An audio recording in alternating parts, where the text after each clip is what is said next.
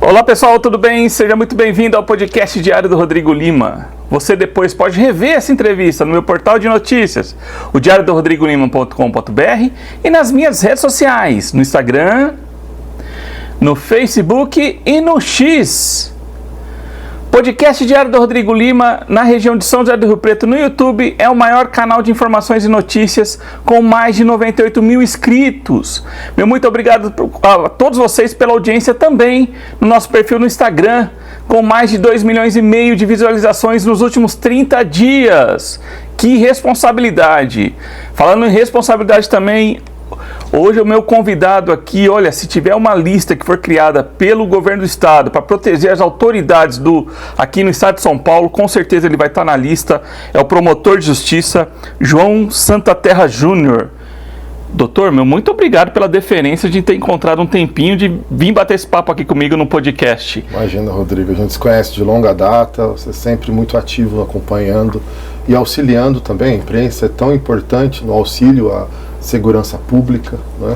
E para mim, então, é um enorme prazer, na verdade, nós estamos aqui para podermos conversar e instruir também, né, informar a população, obviamente. Sim. Doutor, o que eu falei é sério, né? Se tiver uma autoridade na região de Rio Preto, pelo histórico, combativo, pelos serviços prestados à sociedade de combate ao crime organizado, especialmente ao PCC, um dos principais nomes aqui na região é o senhor, não é isso?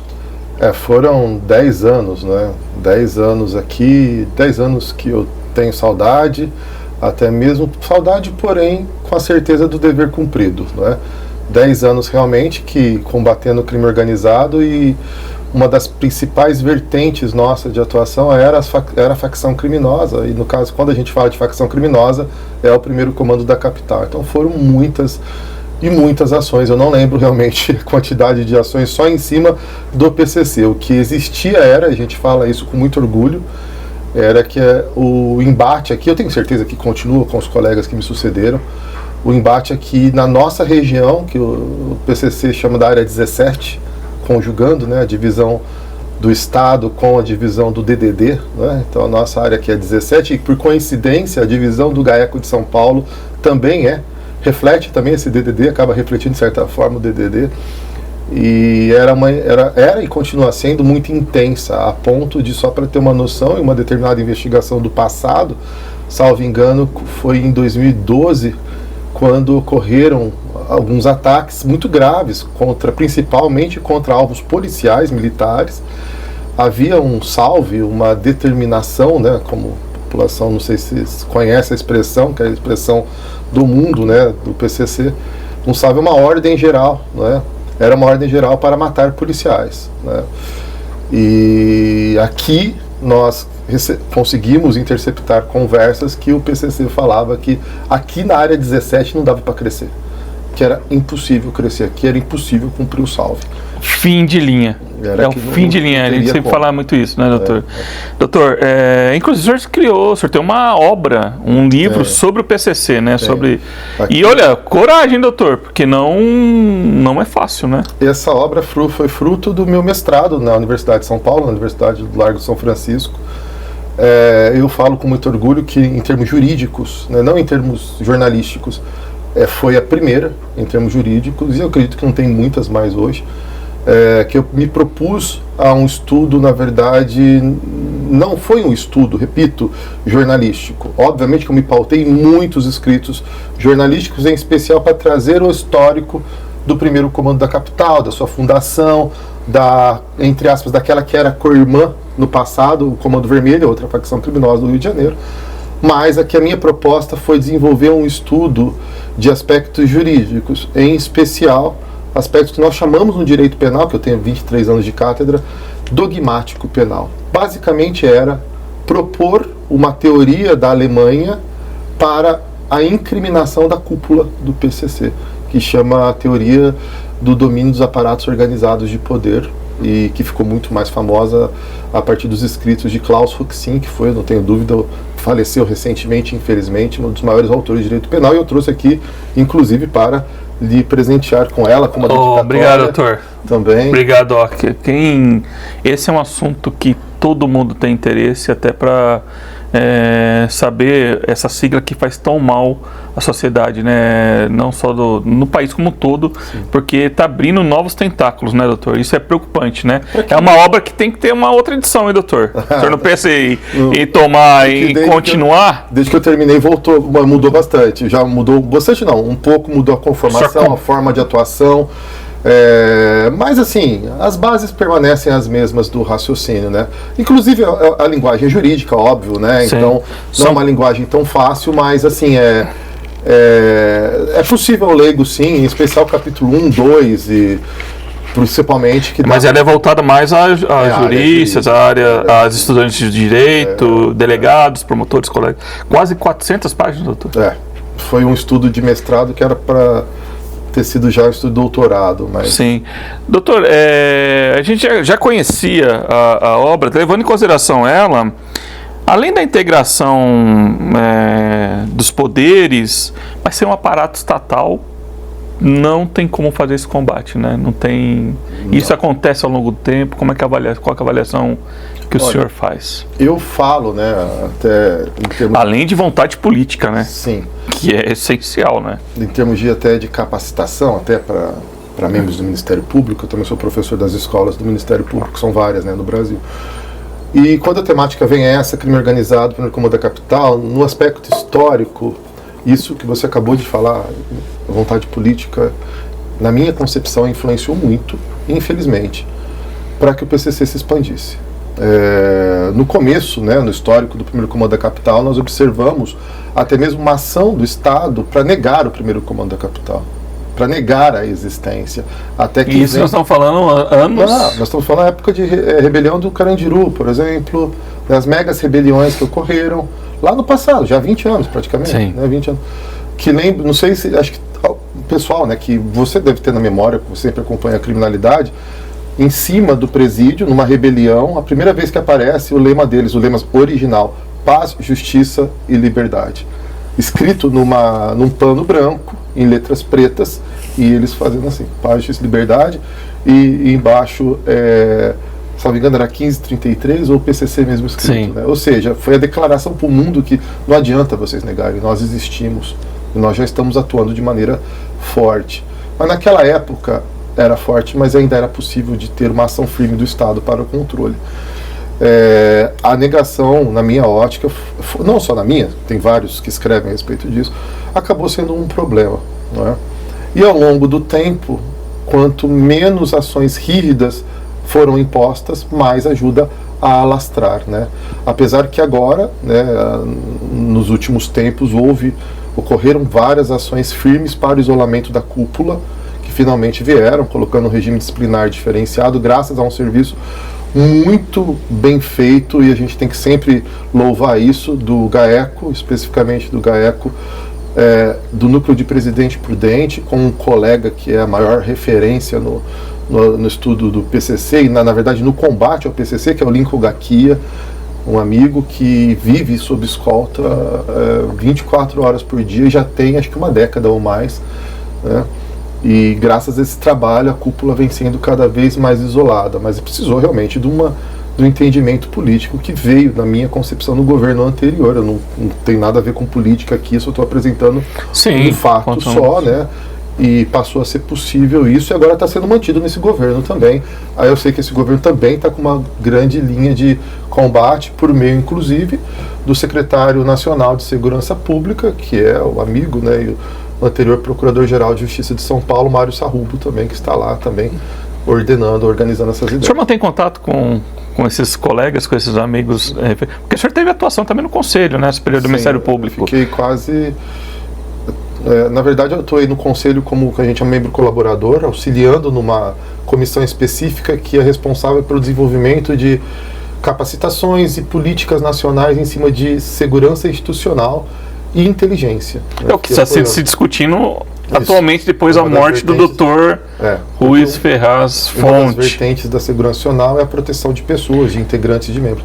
E depois eu fiquei fixo no CNMP por quase 3 anos, na verdade. Eu fiquei por 3 anos e meio, na verdade, trabalhando com 2 conselheiros específicos. A última foi uma comissão responsável por políticas de combate, enfrentamento à improbidade administrativa e à corrupção. Sim. Doutor, ao sair de cena do GAECO, toda a exposição que o senhor teve, o senhor estava na linha de frente de combate à organização criminosa, né? Igual a gente comentou nos bastidores, o Dr. Fonte, foi muito tempo depois dele ter saído, não se sabe ainda se tem alguma ligação com o cargo político que ele ocupava atualmente, sim, né? Sim. A questão do atentado que ele sofreu, infelizmente, com a morte dele. O senhor teme por sua integridade física e segurança pessoal, doutor? Olha, Rodrigo... O senhor pensa em pedir essa proteção sempre... ao Estado? Porque me incomodou um pouco, como jornalista, como cidadão, a inteligência não ter conseguido antever o ataque, né? Sim. Porque geralmente tem, né? No monitoramento de facção criminosa, ele tem que ser constante, porque é uma ameaça constante ao Estado. Ao Estado, olha o que eu estou falando. Não é o João, são pessoas, não é o Rodrigo. Né? É tido, em documentos de inteligência e de segurança de Estado brasileiro, as organizações criminosas são tidas como uma das ameaças ao Estado. Então é óbvio que nós falamos, a partir do momento que nós estamos conversando da maior organização criminosa em termos numéricos, pelo menos, que é o primeiro comando da capital, então é óbvio que ela tem que ser monitorada constantemente, né? Agora, com relação a isso que aconteceu com ele, realmente, nós precisamos apurar quais foram as causas, né? Porque a inteligência, ela existe, mas infelizmente, né, ela tem toda a sua limitação. Imagine, Rodrigo, não sei, é bom falar para o pessoal, porque meu estudo de doutorado é inteligência. No Brasil, a nossa Constituição Federal faz menção à inteligência quantas vezes? Nenhuma. Não há uma normativa nacional que proteja o agente de inteligência. Nada. Sabe, o Brasil, ele deixa a inteligência escanteada. Essa é a verdade. Óbvio que isso vem de um passado, do histórico no qual os órgãos de inteligência foram usados para fins ilícitos, para a manutenção de um governo ditatorial, é óbvio, não é? Mas esse já passou, gente, passou muito tempo, e hoje em dia a gente está vendo cada vez mais a importância da atividade de inteligência. O episódio mais drástico, na minha concepção do Estado Democrático de Direito, foi ter sido o Snowden escancarar o Brasil ser interceptado, a Presidência da República, a Petrobras ser interceptado. Aí todo mundo, quando acontece isso, a população lembra, e a inteligência, cadê? Né? Vamos cobrar da inteligência. Ok, só que veja bem, vamos pensar em aparelhar a inteligência, vamos pensar em respeitar a inteligência, vamos entender primeiro o que é inteligência. Não é? Aqui nesse caso... Tem um papel crucial, né? Crucial, a manutenção dos governos hoje em dia, ela tem como base a produção de conhecimento para se proteger, que é isso a raiz da inteligência, né? Com relação ao delegado, esse fatídico episódio, primeiro que demonstra a petulância, né, de alguém matar na forma como foi executado, né? Sem se importar com nada. Sem se importar com nada. Sabe que hoje todas as residências têm câmera de segurança. Sim. Que ia ser registrada, toda ação ia ser registrada. Né? Mas a destacar também a pronta resposta nas prisões que foram feitas. Sim. Identificação de onde para onde a arma foi levada, tudo que foi feito na apuração até agora, né, doutor? Precisamos saber realmente, então, qual foi o órgão que causou, não é? Obviamente, né? Não sabemos se realmente foi a questão de facção criminosa ou não.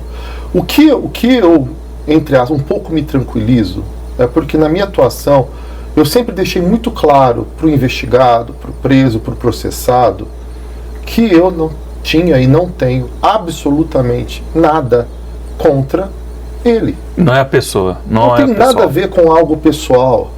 É como se fosse, entre aspas, um jogo. Naquele momento ele perdeu. Ele ganhou durante tantos anos, né? Que não foi descoberto, que não foi pego. Naquele momento ele perdeu. E o cara admitir, perdi, doutor. É o que eles usam, né? Não, assim, sabe assim, quando você é sério, quando você não esculacha, quando você não trata o indivíduo com indignidade, sabe? Respeita no interrogatório, na conversa sempre ele é respeitado.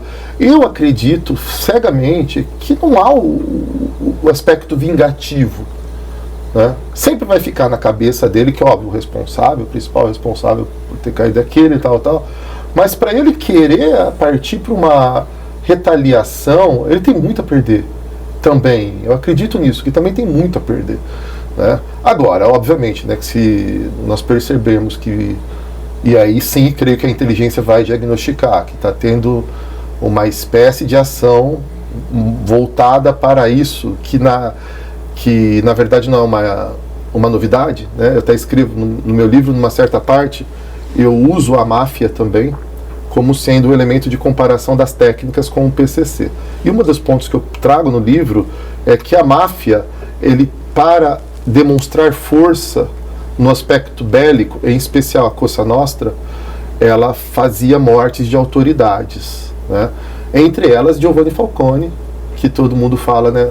Juiz Falcone, não é isso que circula, a população fala, o Falcone era juiz. Em vários filmes. Não fala que o juiz Falcone? Sim, mas o Falcone filmes. Não era juiz, né? O Falcone era promotor. Sim. É porque na Itália o concurso é único. Então você entra na carreira e quando você passa, você escolhe ser juiz ou ser promotor. Na verdade, a raiz do Ministério Público é a mesma do Poder Judiciário. É por isso que nós temos as mesmas prerrogativas, os mesmos direitos, as mesmas obrigações, os mesmos deveres pela Constituição. Aqui só são duas carreiras diferentes. Na Itália é única. E quando você passa, o nome é magistrado.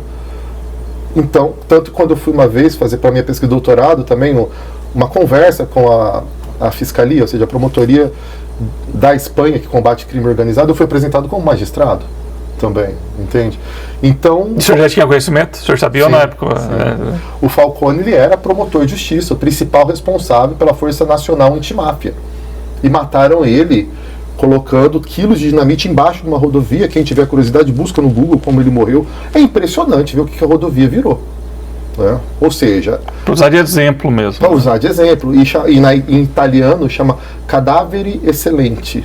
Ou seja, era a prática de matar realmente aqueles que vai demonstrar o poderio bélico. Tanto é bélico que são capazes de matar o principal responsável pelo combate a eles, né? Aqui no Brasil ocorreu isso com o juiz Machado no passado. Só que a resposta que veio do Estado foi muito dura. Por isso que eu, por exemplo, óbvio que eu nunca vou me envolver com crime, mas se eu pensasse como criminoso, eu nunca iria para essa estratégia. Porque quando mata alguém do Estado, a retaliação é muito firme. E ela já começou. Sim, a gente vê as ações firme, aí, sabe? Em termos de custo-benefício, para mim é bobeira o cara que pensa nisso. Então, assim, respondendo a tua pergunta agora, por esse meu raciocínio lógico, né, eu tento ser bem sempre racional, eu acredito que já faz tanto tempo, né? Faz quanto tempo já que eu saí, né, da linha de frente? 6 anos, 7. Eu acredito que hoje em dia eles têm a percepção que o custo-benefício não vale a pena. De certo ponto, o senhor até cita que o modus operandi ele ia desenvolver e chegar à Avenida Brigadeiro Faria Lima. De certa forma, o senhor antecipa na obra esse crescimento envolvendo postos de combustíveis, outros negócios. E por que a gente volta sempre no ciclo, né? Esse é um assunto que é fascinante, porque de certa forma é um desafio para as autoridades, para os agentes de segurança, esse combate contínuo. E a gente vê, por exemplo, o Dr. Tiago Dutra, que está no GAECO, outros promotores. João Paulo, um abraço a todos, né? Inclusive, né, doutor? Porque a gente sabe que estão na luta. Fábio do meu concurso, grande amigo também. Que a gente vê que não há limites territoriais, a gente vê a atuação. Inclusive o Dr. Tiago está para São Paulo, enfim, e quando cai a gente vê investigações pesadas de bilhões de reais envolvendo a organização criminosa, que recentemente, com postos de combustíveis, isso o senhor já tinha, de alguma forma o senhor já estava antecedendo o que ia acontecer, né? É isso mesmo. O que acontece é que a criminalidade, o crime é um fato social, né? Ou seja, se a sociedade muda, é óbvio que a criminalidade vai mudar. E o que aconteceu? Principalmente o que aconteceu no aspecto que justifica isso nos últimos anos, desde que eu deixei o GAECO. Um desenvolvimento muito grande da tecnologia, um desenvolvimento muito grande do aspecto financeiro digital. Então, uma proliferação de instituições que trabalham no mercado financeiro também. Tudo isso facilita o que, na verdade, a criminalidade organizada busca, que é o ganho. No caso, o ganho econômico. Não é? Então, era meio que lógico que ocorreria essa grande tomada do mercado financeiro, como a gente está vendo. É por isso que, inclusive, né, aspecto de criminalidade organizada, o mercado financeiro ele é regido por muitas normas rígidas com relação a quem quer operar nesse mercado. Basicamente pela premissa contra a lavagem de dinheiro, que é conheça o seu cliente. Você não pode falar, eu não sabia quem era quem. Se existirem firmes elementos de que, cheirava, né? A gente fala, o dinheiro cheira, quando você vai fazer uma investigação de lavagem de dinheiro. Aquela operação cheirava uma ilicitude. Se você está vendo elementos que pode ser de ilicitude, você tem obrigação de vistoriar, e se você achar que realmente pode ser uma grande ilicitude, não fazer. Não fazer. Do contrário, é possível utilizar uma teoria também, uma teoria da cegueira deliberada, para responsabilizar quem não tomou essas atitudes. Mas enfim, com relação à criminalidade organizada, não é só, obviamente, o mercado financeiro. É onde é possível você esconder mais o dinheiro. Então você vai esconder o dinheiro ou a atuação em cadeias econômicas também. Porque fica mais difícil de chegar ao responsável pela criminalidade mesmo. No caso, vamos colocar o primeiro comando da capital. É por isso que cada vez mais há intromissão nos mercados econômicos também.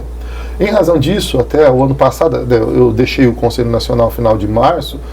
O ano passado eu fui um dos representantes do Conselho Nacional do Ministério Público na Estratégia Nacional de Combate à Lavagem de Dinheiro e Corrupção, a ENCLA, do Ministério da Justiça.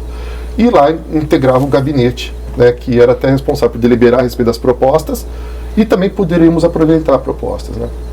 E eu apresentei, em nome do Conselho Nacional, uma proposta exatamente de criar realmente uma ação específica, partindo de todo o conhecimento que a área privada tem, que o setor privado tem. Nós precisamos unir. É isso que todo mundo tem que entender. Não é só o Estado se unir. Não é o Ministério Público se unir com a polícia, com a inteligência. Não é. A gente precisa cada vez mais de conhecimento gerado pelo setor privado também. Uma união de esforços. E é isso que essa proposta almejou. Foi demonstrar, olha, nós precisamos nos unir para ter um fluxo de conhecimento muito mais rápido e mais intenso, para que a gente tanto tente evitar, quanto faça um combate bem efetivo também. Porque quando um segmento dessa organização criminosa ele entra num segmento específico, ele detona com o segmento, né? Igual o posto de combustíveis. Os combustíveis provavelmente não vão ser combustíveis adquiridos de forma ilícita. Vai ser adulterado, vai prejudicar o consumidor na ponta, vai prejudicar toda uma cadeia de mercado, né? Com certeza, toda a cadeia de mercado vai prejudicar, porque vai praticar preços mais baixos. Sonegação de impostos, Sim, tudo. O que vai levar preço mais baixo, vai levar a quem está atuando licitamente no mercado não vai conseguir vender. Usinas de cana-de-açúcar, a gente viu a atuação também do Não há limite, doutor. Você acha que os caras não têm limite nenhum? Eles não pensam em... Sabem do risco ou não? Qual a avaliação que você faz? Você traz essa questão. Porque o senhor pergunta, porque o senhor é uma das pessoas que mais teve contato com integrantes do PCC, quiçá do estado de São Paulo, uma das principais, né? Um dos caras que teve muito contato com essa turma, né? Com essas pessoas, né? Com exceção do Lincoln. Sim. Mas assim, eu acho que a população pode ver essa informação de duas maneiras. Uma, entender que é algo sério, realmente, né, e preocupante. A outra é ver com desesperança quanto ao Estado. Não. Veja bem, a atividade criminal do Estado, de proteção da sociedade, combatendo o crime, não é à toa que em direito nós chamamos de persecução criminal. Ou seja, perseguir, ir atrás. Porque todo mundo tem uma expressão que fala, o Estado está sempre atrás. É lógico que o Estado está sempre atrás. Do contrário, a gente... Lembra aquele filme Minority Report? Sim. Que tinha aquela premonição que você usava... E não deu certo. E também não deu certo. No final, não. Mas a gente não tem essa capacidade de prever o que vai acontecer no futuro. Então o que tem que acontecer? A gente está indo atrás. É óbvio Então surge uma nova tecnologia, a criminalidade vai usar. É óbvio. Então a gente vai atrás para produzir a prova, para descobrir o crime. É óbvio. Surge uma nova ação econômica. É óbvio que não somos só nós que somos beneficiados. Eu falo na minha aula de criminologia, que eu sou professor de criminologia e política criminal também, e na aula também de direito digital, que eu também dou aula a respeito disso, que a expansão da tecnologia, da comunicação e da informação, ela foi e continua sendo um dos principais fatores propulsores da expansão do direito penal, entenda-se, da expansão da criminalidade. Só para ter uma ideia, Rodrigo, no Código Penal Espanhol é previsto como uma causa que aumenta a pena de organizações criminosas se ela usa novas tecnologias da comunicação, novas tecnologias, quaisquer que sejam, né? Ou seja, é óbvio que nós nos aproveitamos da tecnologia, nós nos aproveitamos das oportunidades econômicas, nós nos aproveitamos das facilidades do nosso novo mundo social. Só que também é óbvio que a criminalidade vai também se aproveitar. Por isso que agora a gente está vendo que isso está sendo escancarado, mas nós estamos vendo escancarados uma atuação numa área que seria lícita, que nós também atuamos. Só que a gente faz para finalidade lícita, a criminalidade para finalidade ilícita. É isso que eu quero deixar para a população bem claro. O Estado está atento, o Estado continua fazendo, é óbvio, não é? Só que por isso que eu acredito cegamente, eu escrevo a respeito disso, eu defendo do Ministério Público de São Paulo, o combate é imprescindível, nunca pode parar, nunca pode diminuir, nunca pode regredir, e se puder a gente incrementa muito. Só que paralelo a isso a gente tem que desenvolver outra coisa. A gente tem que aplicar a inteligência e a produção de conhecimento específico para diagnosticar as causas ou as vulnerabilidades deles também, para atuar também preventivamente. Ou seja, estão entrando no mercado econômico por qual porta? O que está levando a isso? Porque o combate já foi feito. Agora vamos ver, com essa experiência de combate, entender qual foi a vulnerabilidade do mercado que permitiu essa intromissão, para que não mais ocorra, para que nós possamos prevenir uma nova oportunidade para a criminalidade. Essa produção de conhecimento que eu acho que tem que ser o próximo passo firme do Estado para prevenir essas práticas criminosas. Você acha que algum dia o Estado vai acabar com o PCC, de fato? Olha, Ou hoje o senhor acha que é uma questão utópica? O fenômeno da criminalidade dentro do presídio, só dentro do presídio, digo, não com o contorno do PCC. Não é só aqui, né? Na Itália, por exemplo, o histórico demonstra que a partir do momento que eles foram prendendo os capos, que é a terminologia os líderes da máfia, eles foram colocando no cárcere, começaram a surgir algumas práticas de dentro que o PCC replica aqui. Por exemplo, comunicação, porque você tem que ter comunicação, né? Se o líder está preso, e se a prática ilícita é feita fora, tem que ter um meio de comunicação. Então, antes, quando não tinha celular, era presencialmente, por meio de familiares. E infelizmente, aqui, por favor, eu não quero que a classe da advocacia não entenda como uma crítica. Não. Mas também por meio de advogados. Não é uma crítica, por quê? Por que não é uma crítica para a classe de advogado? Porque eu não considero o advogado que faz isso advogado. Quem faz isso é criminoso. E se eu fosse advogado, eu teria a mesma percepção. Aquele indivíduo mancha a minha profissão. Ele tem que ser expurgado da profissão. Não defendido. É o contrário. Por quê? Porque ele é criminoso. Assim como o promotor, que também cometa um crime, eu não chamo ele de promotor. Eu chamo ele de criminoso. Ele não pode pertencer à minha instituição. É simples assim. O juiz é a mesma coisa. Qualquer um. Você não pode colocar o nome da carreira que ele tem, que a carreira é digna. A carreira da advocacia é extremamente digna, imprescindível para o sistema de justiça. Só que o indivíduo que não atua dessa forma, atua favorecendo uma organização criminosa, ele não é advogado. Ele é criminoso e tem que ser punido de maneira muito firme. Simples. Né? A atuação do advogado, da advocacia, igual o senhor falou, é importantíssima. Dentro do que está estabelecido, inclusive no Código de Conduta da OAB, da Ordem, né? Fora disso... Sim, o advogado... Porque nós temos advogados criminalistas brilhantes, né, doutor? Sim, a advocacia... O senhor já enfrentou alguns, né, inclusive? Vários. Tem... Em plano nacional, inclusive, de renome nacional, vários. Mas assim, obviamente, na licitude, como nós também. Nós fazemos combatendo a produção de provas dentro do que prevê o direito, né? Nós também, nós atuamos, tem que atuar na licitude. Se alguém transgride... O senhor advogou, doutor? Você chegou a advogar no começo de carreira ou não? O senhor já passou em concurso? É um ponto fora da curva. Eu advoguei, assim, atuei no escritório de advocacia civil, quando eu estava em São Paulo, logo depois que eu me formei. O senhor se formou quando? 2000 Não, 2000? Não, 99. 99. 99, no final de dezembro de 99. Aí porque a gente precisa de tempo, né, de prática jurídica. Na verdade, eu já estagiava. Uma coisa interessante é que a minha parte, antes do Ministério Público, ela foi basicamente fora do direito penal. Mas a minha paixão sempre foi o direito penal, sempre. Porque assim, eu respeito o advogado criminalista, muito. Só que eu não conseguiria. Simples assim. Pela natureza... Eu nunca fui atrás de advogar na área criminal, porque eu não conseguiria. Assim, eu respeito quem faz, mas eu não consigo. Trabalhar para réu, confesso, deve ser complicado, hein, doutor? Eu não sei o que ia fazer. Eu iria fazer. Se o cara chegar lá, doutor, eu cometi mesmo. Não consigo, sabe? Assim, enfim, eu respeito, mas assim, é uma coisa pessoal minha. Eu não conseguiria. Bom, eu conseguiria talvez atuar, por exemplo, numa advocacia, que hoje em dia é uma advocacia que tem que ser cada vez mais desenvolvida, que é a advocacia empresarial. Por quê? Porque você advogando para uma empresa na área criminal, sabe o que você vai fazer? Você vai evitar práticas ilícitas dentro da empresa.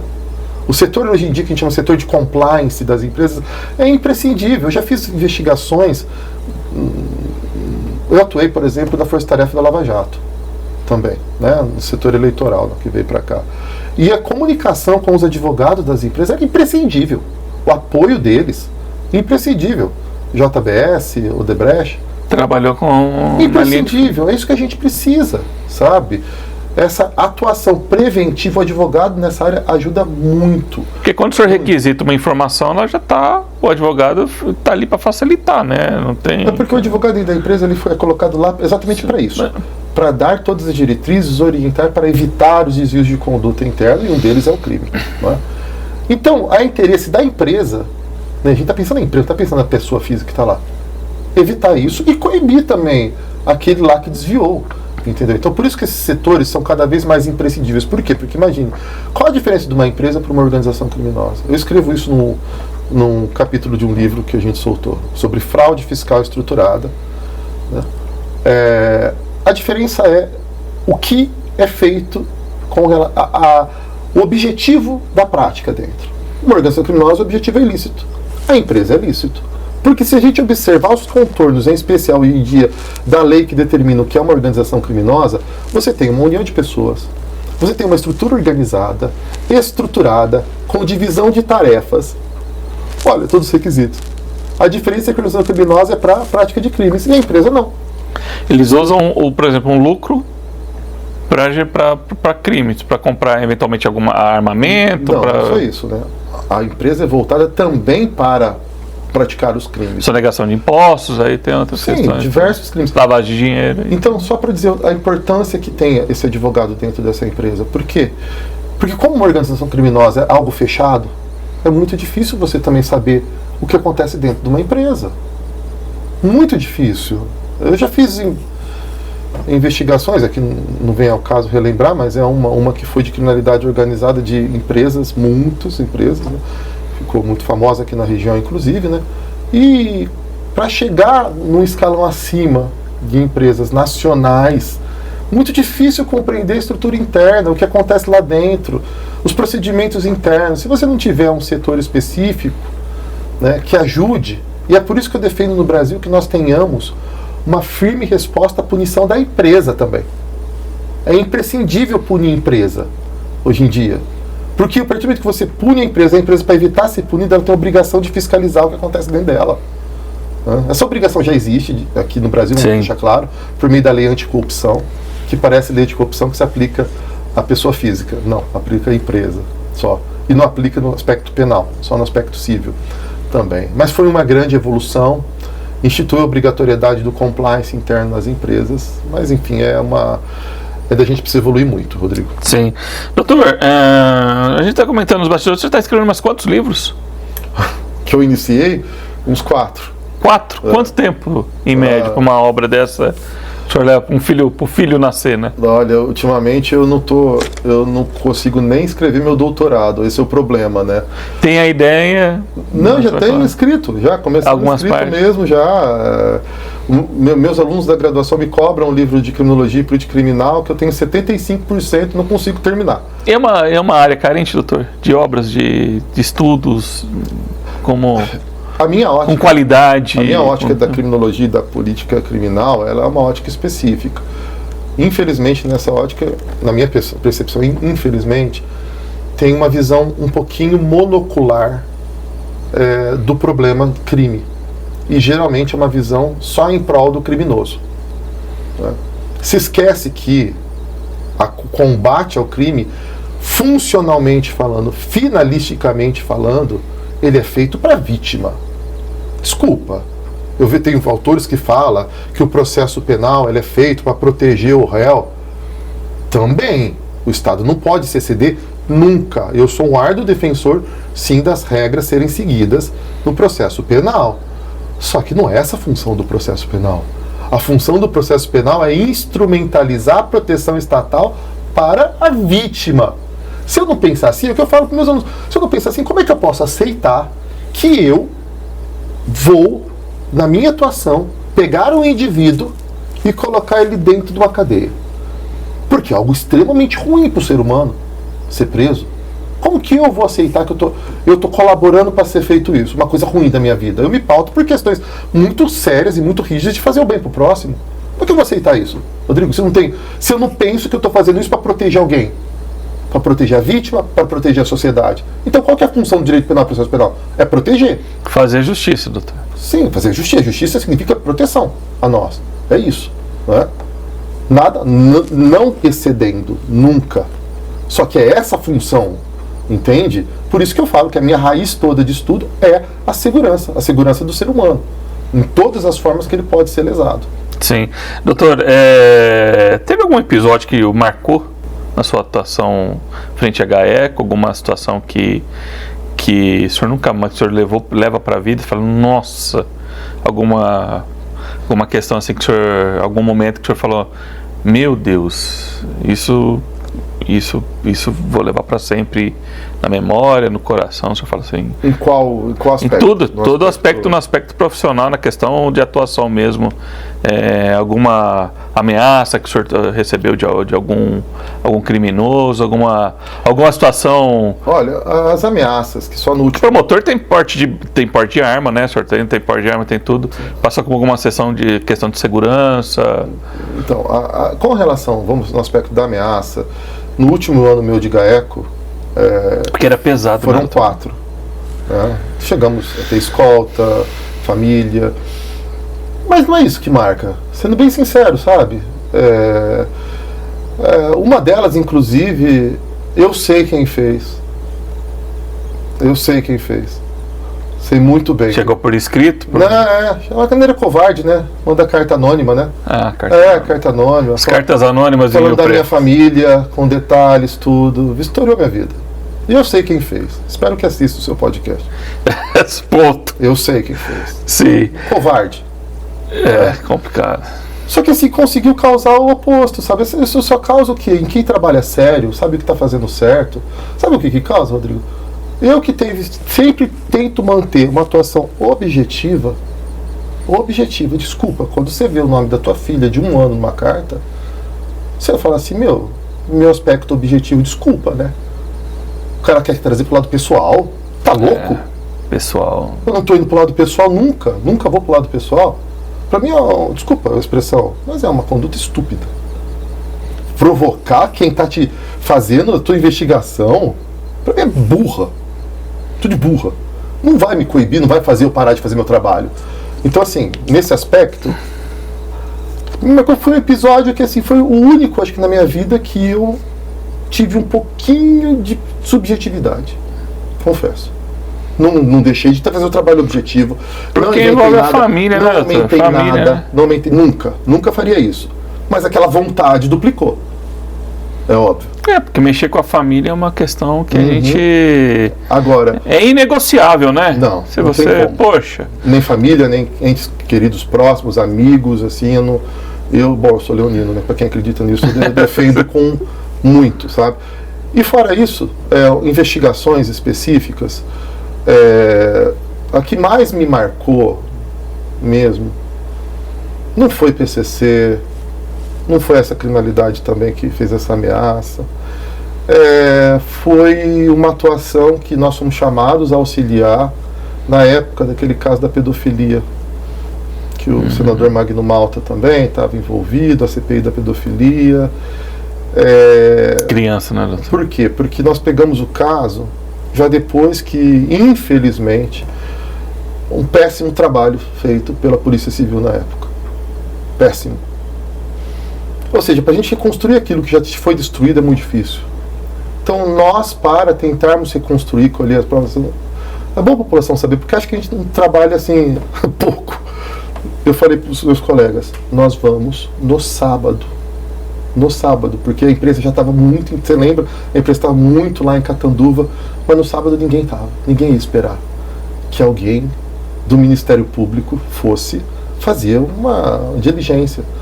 Então eu falei, vamos bater na casa das crianças. Nós vamos. Falei, não vai mais ninguém, eu não vou ouvir ninguém, eu quero escutar das crianças. Então, cara, a gente é sábado, né? Sábado nós íamos. Ficava o dia inteiro lá, ouvindo criança, sabe? E aí você vai sentindo a dor, sabe? Da família, pessoal. E você vendo que dificilmente, depois do que foi estragado lá atrás na investigação, você vai conseguir reconstruir a prova. A investigação é timing. A investigação tem que produzir a prova no momento. Se você não produz, muitas vezes a prova é perdida, né? Então isso me marcou por quê? Porque a gente tinha certeza que foram muitos casos e para conseguir um arcabouço probatório suficiente para denúncia, porque eu não vou denunciar quem eu acho que não tem que ser condenado. Nunca vou fazer isso. A injustiça Nunca. Não vou fazer isso. Eu não vou pedir a condenação do cara, não vou fazer uma denúncia. Vou apresentar para o juiz isso aí. Então, assim, acabou sendo, entre aspas, o que eu entendo como uma impunidade num caso muito sério. Só para contextualizar, qual caso que foi sem identificação dos envolvidos? Que caso que foi esse, doutor? Qual caso o senhor está se referindo? Uma época que teve um caso que atuou a chamada CPI da pedofilia, que não tem... Aqui na região de Rio? Em Catanduva, principalmente. Em Catanduva, na verdade, foi, né? E eu não preciso aqui, porque foi extremamente... Preciso aqui ter receio e falar isso, porque foi extremamente divulgado na imprensa esse caso. Não, obviamente que os detalhes, nunca falarei de investigação, mas foi um caso que marcou. Agora, me marcou também muita coisa positivamente, sabe? Me marcou o ambiente que a gente construiu dentro do GAECO, sabe? De trabalhar em grupo. Quando você tem uma equipe que dá o sangue, como era a equipe lá na época, cara, sabe? As diligências, a pessoa não sabe, mas a gente fazia diligência de 4 horas da manhã, fora do horário total, não é uma coisa normal, assim, e você só consegue isso, e o pessoal sempre foi, Rodrigo, com um sorriso na cara, envolvido, o pessoal com vontade de trabalhar, sabe? Então, assim, esse aspecto eu tenho muita saudade, por essa união realmente que a gente conseguiu nesse trabalho, é o que me deixa com muita saudade. E já com um time com vários anos de atuação no Ministério Público. Não são igual promotores que saem, né? Igual os caras que saem formados da polícia querendo mostrar serviço na rua. Muito tempo já, né? Não. Porque gosta, paixão pelo que tá fazendo, né? O GAECO tinha uma estrutura pequenininha. Eu deixei o GAECO, eu bato do peito e me orgulho de falar. Uma boa estrutura, não o suficiente. Ainda precisava ter mais. Mas perto do que era, vixe, umas 5 vezes uma estrutura muito melhor. Melhorou muito, né? Muito. Doutor, puxando um pouquinho para a situação atual, hoje o senhor está numa situação também que ela também é muito importante à sociedade de Rio Preto, que é relacionado à violência contra a mulher, né? Uma guinada que o senhor teve na carreira de certa forma, que o senhor foi para essa área, e que também ali o pessoal, se o cara conhece o senhor, fala, vixe, O que ele está fazendo nessa área? Meu Deus do céu, o senhor, alguns colegas, né? Já. Então, tem alguns promotores que são linha, o doutor Sérgio Acaiaba também, a gente sabe que tem alguns promotores que o pessoal vê e fala, meu Deus, é ele que está com o meu caso? Moiou, né? Igual. Como é que é essa nova. Você está se referindo a quem me pergunta o que você está fazendo nessa área? Não, mas os caras que vêm lá que bate mulher falam, quem que tá meu caso? Ah, o doutor Santa Terra. Se o cara minimamente mora em Rio Preto há um tempo e lembra do sobrenome, fala, vixe. Apesar que a minha querida colega, que a gente divide agora as funções, mas ela ficou à frente durante muito tempo. A doutora Heloísa. A doutora Heloísa também. Lá é casca grossa também, a viu? turma. É firme e a gente teve um avanço, né, doutor? Uma vara específico de violência doméstica. De violência doméstica, né? Sim. E olha, Rodrigo, vou te falar uma coisa. Eu tinha função na outra promotoria de violência doméstica, combate à violência doméstica, óbvio, né? Mas aqui numa função específica, especializada só disso. Doutor Alceu, né? Com o doutor Alceu, espetacular. O doutor já teve aqui, viu, doutor? Espetacular juiz, Alceu. Espetacular juiz. Eu fico muito feliz de trabalhar com ele, ele sabe. Eu sempre falo isso para ele. Já conhecia antes, mas o Alceu a nossa luta hoje é para dar conta da demanda, Rodrigo. Não faz ideia. Infelizmente, né? Tem tarde que a gente faz 12 audiências. 12 audiências. Faz uma pesquisa, vê quantas audiências em regra se faz numa promotoria criminal por tarde. Tem dia que a gente faz 12 para dar conta, sabe? Assim, é um índice alarmante. Agora, por que eu fui para essa área? Todo mundo vai pensar, né? Por que o João foi para essa área? Porque para mim é a área hoje em dia mais carente do Ministério Público no tocante à proteção da vítima. Simples assim. Então tem muito essa questão da vítima, né? Muito. Sempre se for, o senhor volta, né? Eu vim para cá antes, estava atendendo uma vítima, caso extremamente triste, todo caso é triste, e vou sair daqui e vou atender outra.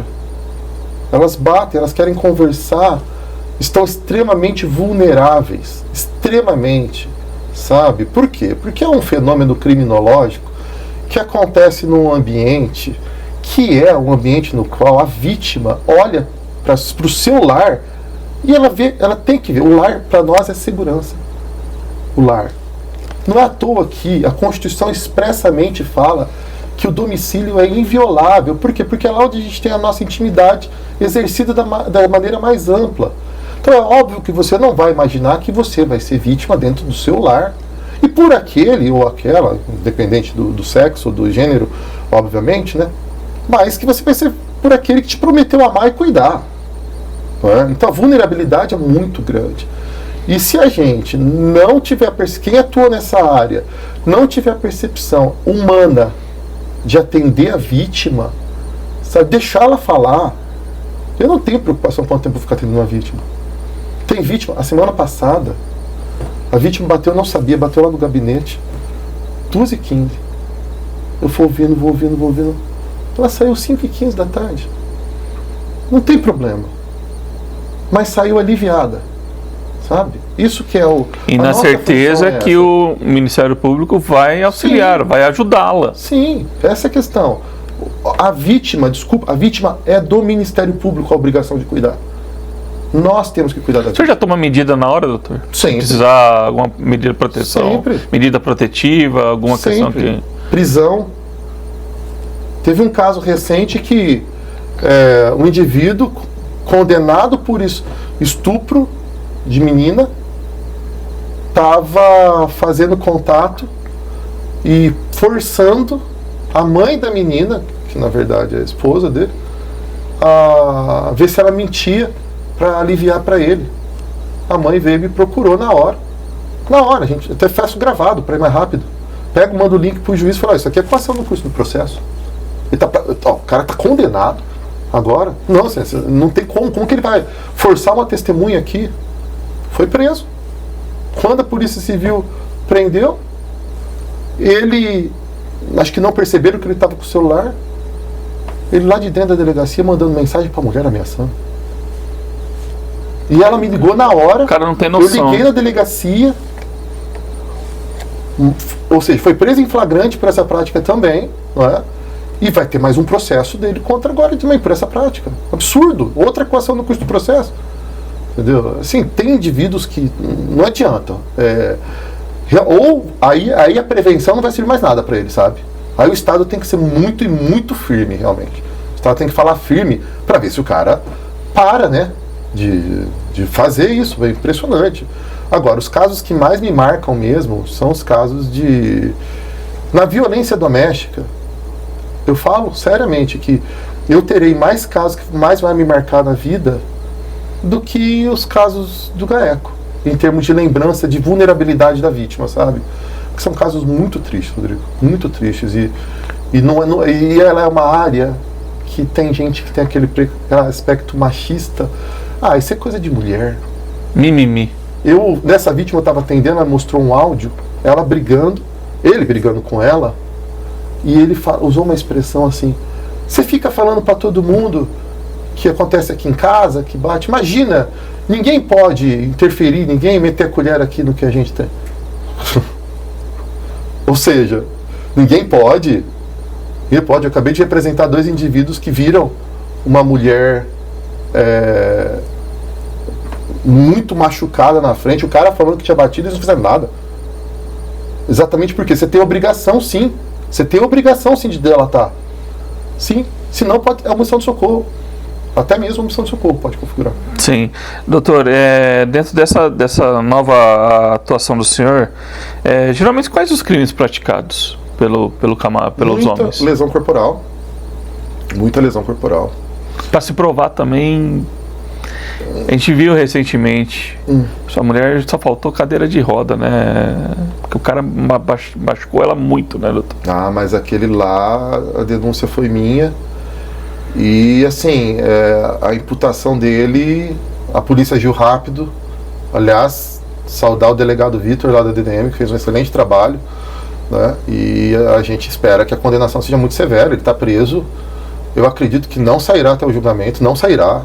Não posso falar que não, porque, né, não sou eu que decido. Pela vontade do senhor? Não, para mim ele não sairia mais o resto da vida da cadeia. Sendo bem sincero.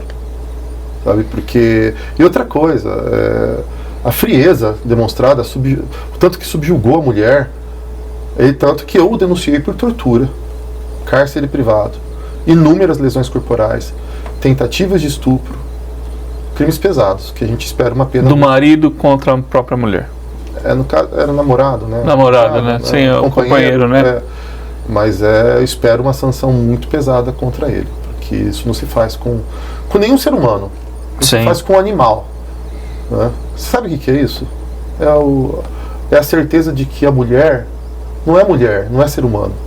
Que a mulher é um objeto que pode fazer o que quiser, inclusive destruir. É isso que ocasiona esses crimes, sabe? E para o indivíduo assim, a cadeia tem que ser a resposta. Sim. O senhor acha que nessa atuação que o senhor está tendo, junto com a doutora Heloísa, a opinião pública, obviamente, quando mais os casos são divulgados, dado publicidade, o Ministério Público consegue atuar de uma forma mais... com mais força mesmo, igual o senhor falou nesse caso, porque porque acontece muito, porque não tem um soquinho. Não. A agressão é agressão, não é, doutor? Lembrando que também nós temos hoje em dia violência psicológica também, a humilhação da mulher que é criada. Então, tem vários tipos de violência, né? Estupro, né? Rodrigo, bom, a gente se conhece de longa data e o que eu falo aqui não é demagogia nem nada, não é nem para agradar. Você sabe o tanto que eu sou um defensor da imprensa e o quanto eu entendo que a imprensa tem um papel fundamental na construção da nossa sociedade. E também eu posso falar aqui, você é minha testemunha. Quantas vezes eu falei para você, não, nome nunca. Sim, todas as vezes. Nome do réu não. Por quê? Porque a população tem que ser informada, mas sem colocar em xeque os direitos do investigado.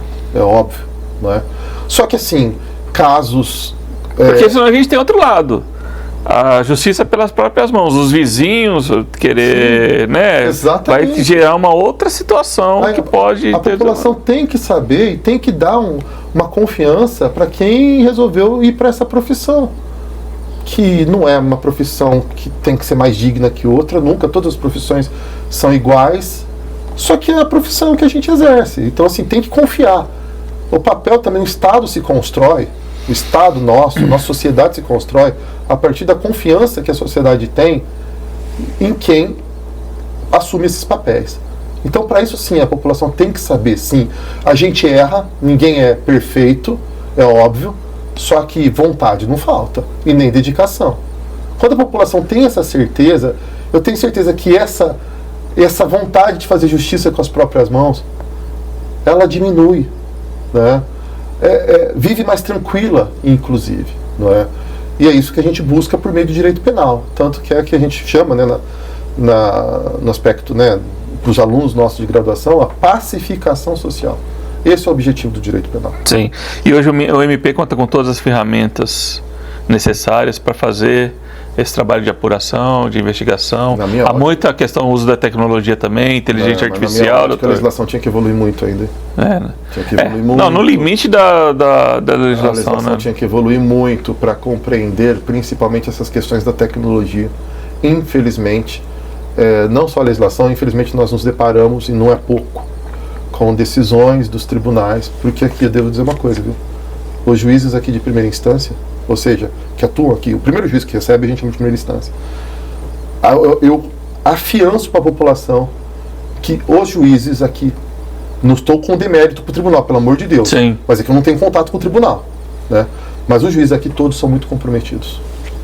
Aqui na nossa região de São José do Rio Preto, são muito comprometidos com aplicar a justiça criminal, realmente.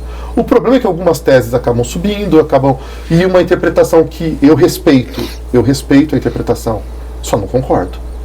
E que por vezes acaba limitando muito uma atuação quando você usa uma tecnologia para fazer a investigação. Então há necessidade de se entender como a tecnologia vai ser usada, regulamentar isso, para possibilitar o Estado usar também a tecnologia, porque a criminalidade, como eu estava falando até agora, ela usa e muito a tecnologia para cumprir os seus desideratos criminosos. Né? Sim. Doutor, a gente está caminhando para o fim do podcast. A carreira de promotor hoje é uma carreira igual o senhor falou que foi a escolha que o senhor fez para a vida, foi uma escolha acertada. O senhor permeou vários pontos da carreira no Conselho Superior, né, tal. Que dica que o senhor daria essa câmera aqui para os alunos de direito que têm essa ambição, essa vontade, porque tem que ter vocação. Sim. A gente não vê promotor não vocacionado e juiz não vocacionado. Não vá porque é igual policial, né? Não vai dar certo, né? Infelizmente, na sociedade, não sei o porquê, com o intuito do que, há movimentos para depreciar algumas instituições. Né? Depreciar no sentido que quer levar para uma discussão remuneratória.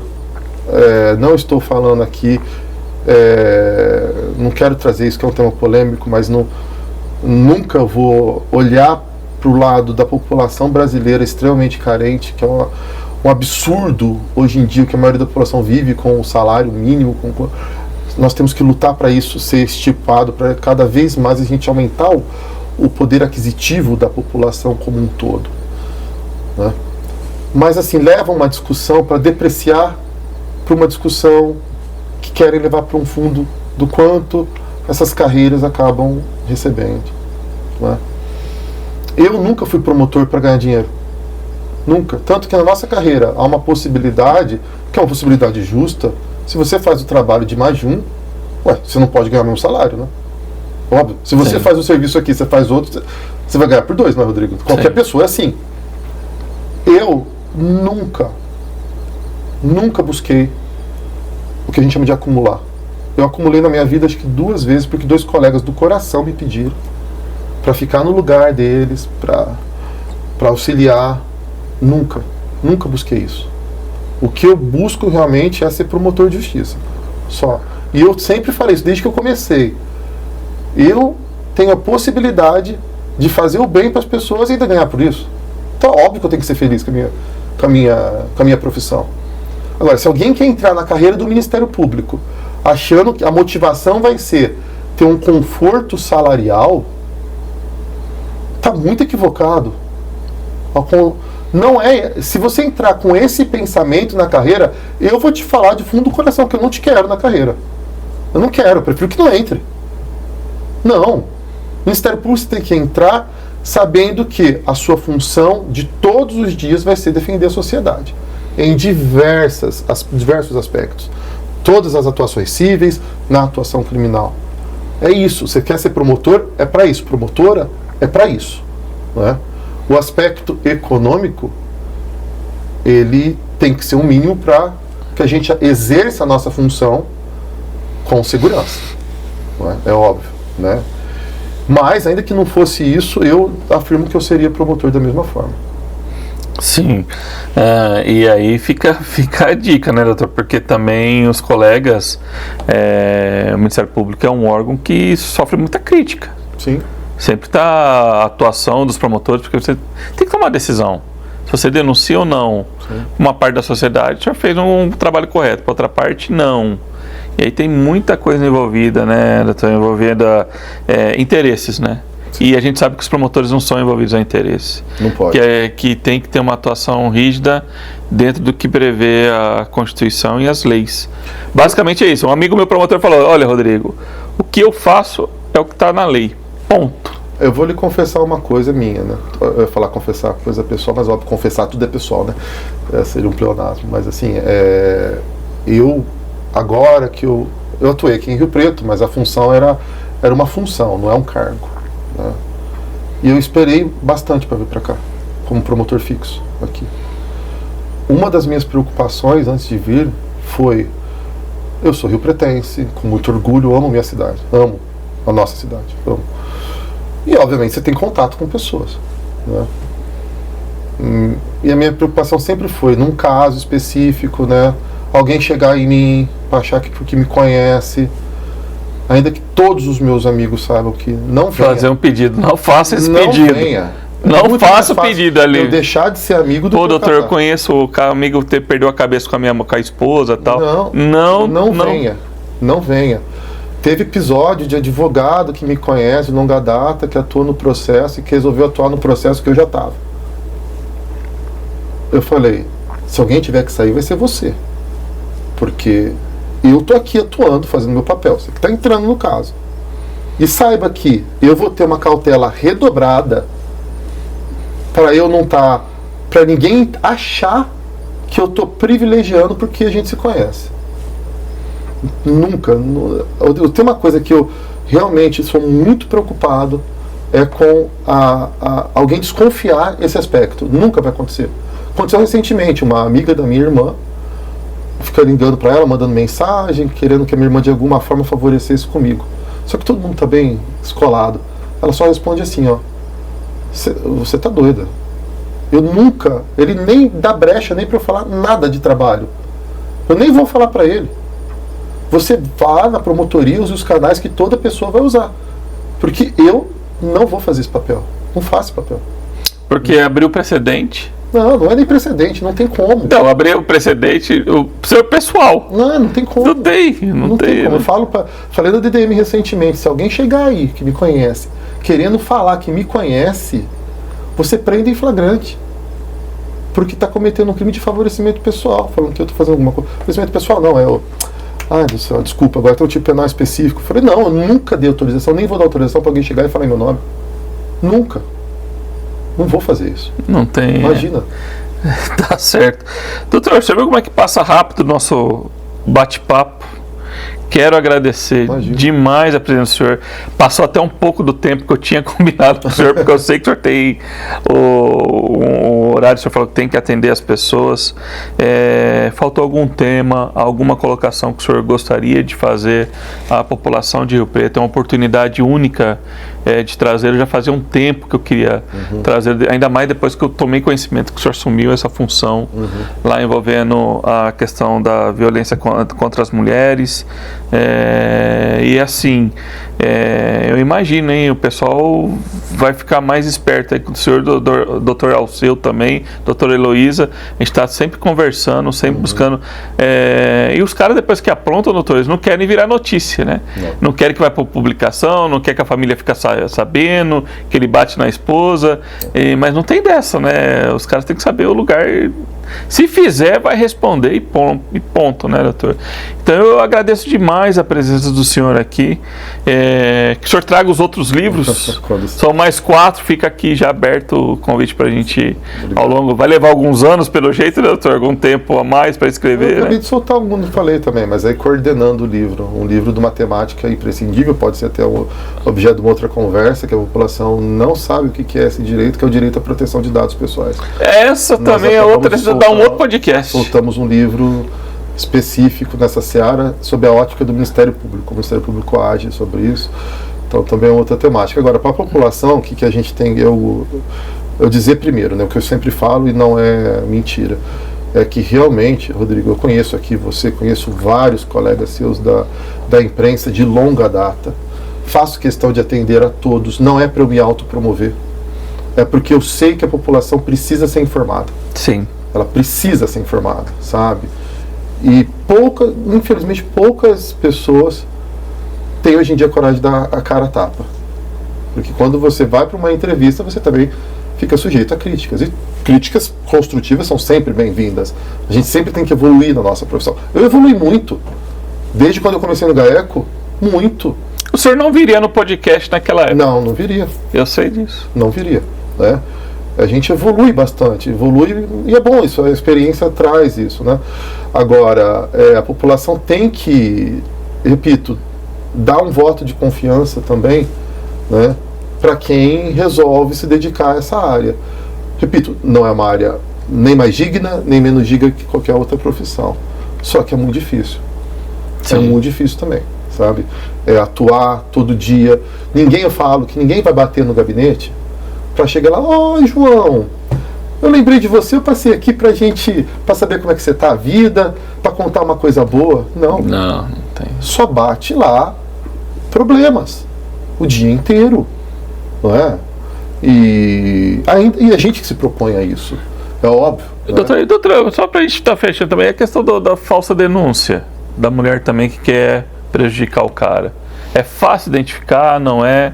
Fazendo esse contraponto. Não, olha, não é que não é fácil identificar. Eu tenho uma enorme cautela para acusar alguém. Confesso isso aí, né? Agora, como a mulher pode fazer, qualquer outra pessoa e qualquer outro crime pode fazer uma falsa comunicação, criar um outro crime. Vamos pegar o tráfico de drogas?